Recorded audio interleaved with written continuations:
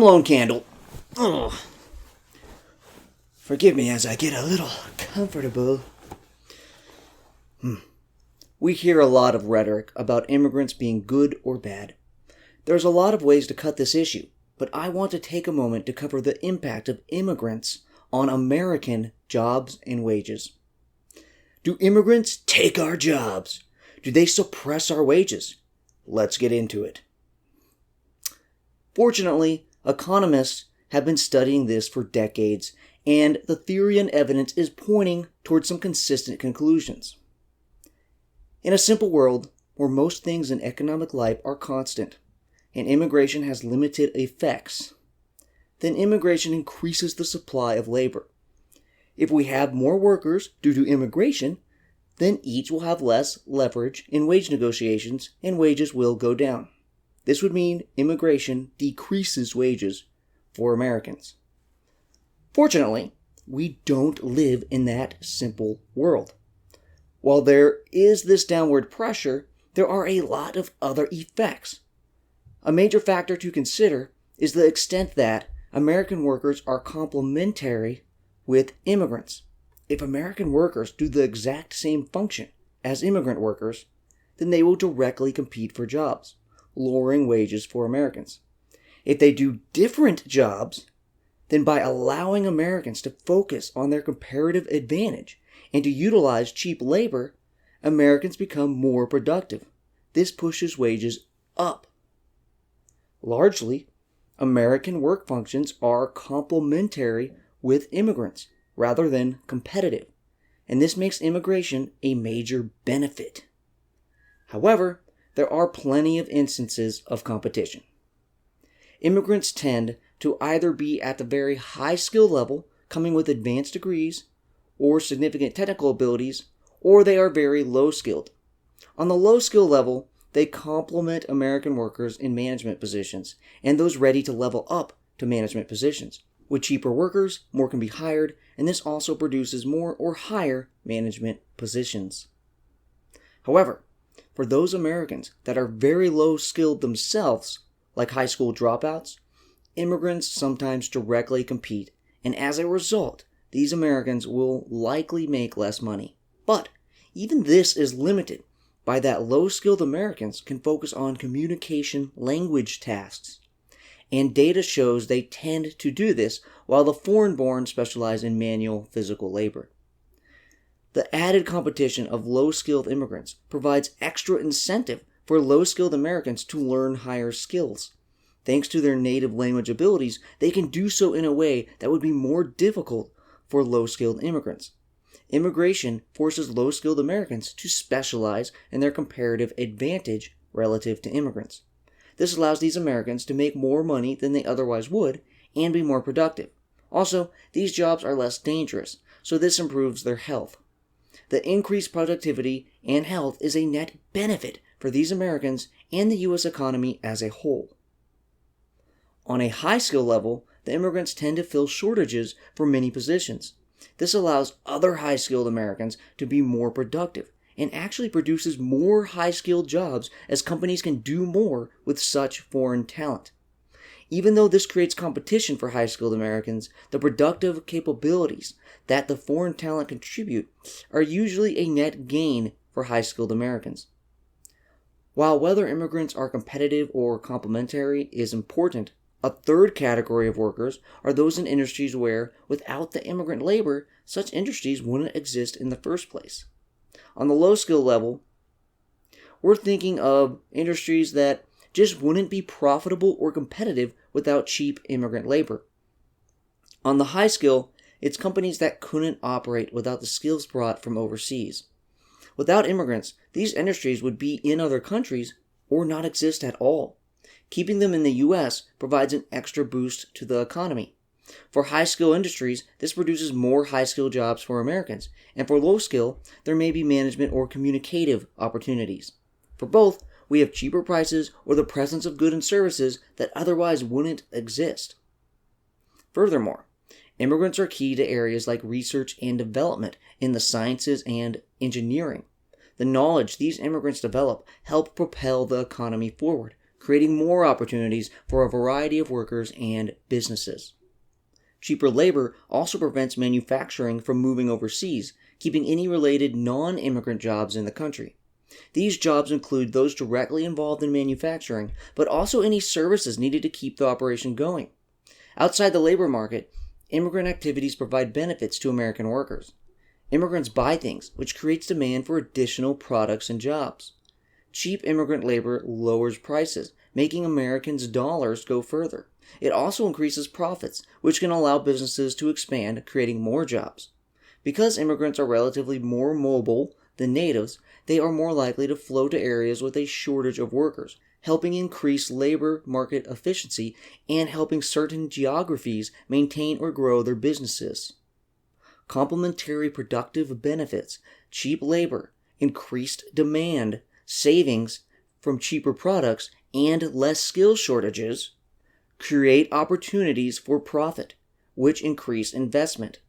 With more investment, we have more production and jobs than without the immigrants who incentivize the extra capital.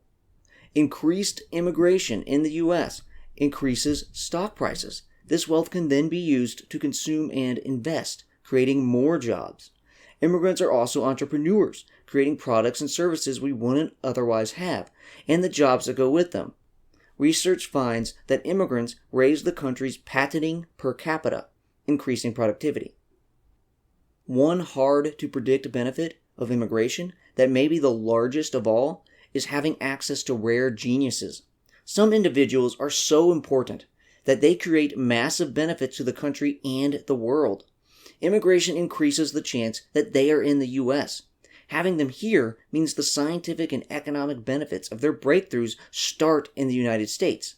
Also, if they come from poor countries with bad institutions and limited opportunities, the art, science, and businesses that they create or expand may have never existed in the first place, because their genius had to be combined with the U.S. environment for them to thrive.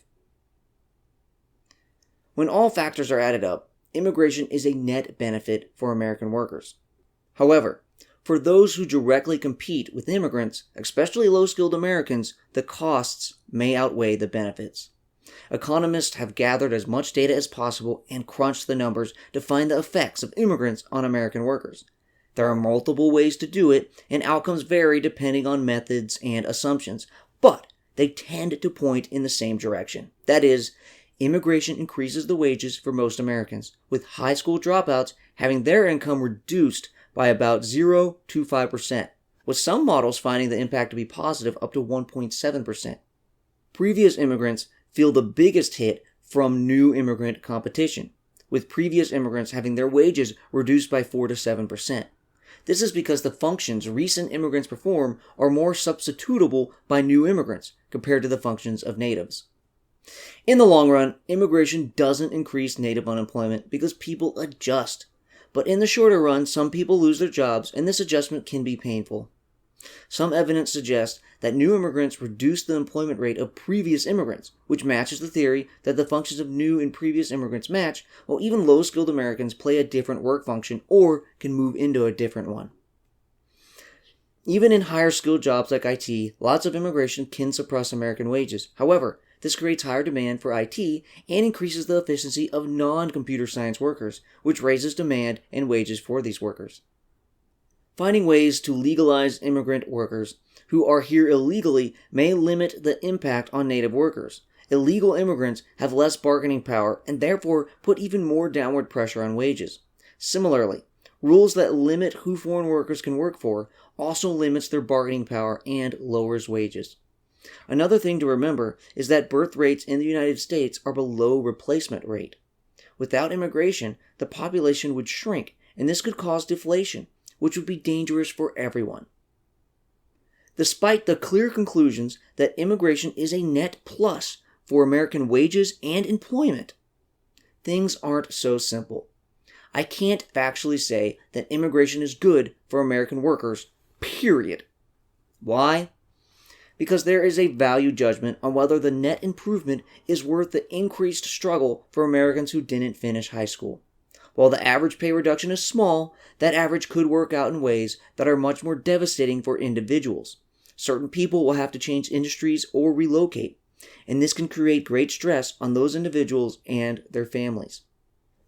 Some of these people may never be able to gain better skills or move up into management, so immigration will permanently suppress their wages. I believe that the net benefit of immigration to American workers and the country as a whole is large enough that it is worth these downsides, and we should continue to allow immigrants in decent numbers. If the devastation to certain Americans is high enough, society can compensate with welfare or subsidies for retooling their skills.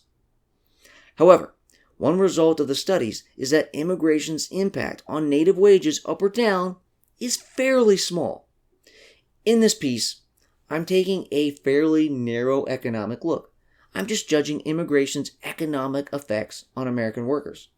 Judging the value of immigration overall must include other factors. The special ethnic products, services, community character, and insights are also a huge benefit. The largest benefactors of immigration are the immigrants themselves. Moving to the U.S. can vastly improve people's fortunes and the fortunes of their offspring. Immigration to developed countries is the greatest form of global welfare there is, and it depends on people working hard, not receiving charity. Also, the larger population and economy increases the country's power, making it more able to influence the world and defend itself. There are other costs, too. A big concern is whether immigrants will properly assimilate. In the United States, they have historically assimilated very well, and appear to be continuing to do so. But certainly, we should be on the lookout for communities that don't assimilate in such a way that will be bad for the country. More people can mean more congestion and pollution. However, both issues can be managed by good policy. Another concern is the fiscal impact immigrants have on state, local, and federal governments. If you're interested in that, I have a piece on that very subject. Check for its link below. People are also concerned about criminal or terrorist immigrants. But in both cases, the threats aren't significantly greater than a native-born American, and the small chance that an immigrant will be a criminal or a terrorist doesn't justify a massive restriction when immigrants provide benefits to the American economy. This piece isn't a strong argument for open borders, because if open borders meant a huge increase in immigration, then the historical evidence may not tell us much about the effects of an immigration wave much larger than what we've seen before. Such an increase could affect the country in hard-to-predict ways. The take-home message from this piece is: immigration is a net benefit for the employment and wages of American workers. This may be true for all categories of workers, but for high school dropouts, wages are likely slightly lower because of immigration. For some individuals, this pain may be particularly great. For most, it will be temporary as they adjust. Generally, immigration is a boon for the employment and wages of American workers, and we would be damaging the welfare of Americans and the power of the country by drastically limiting immigration. I'm Lone Candle. Like me? Comment me?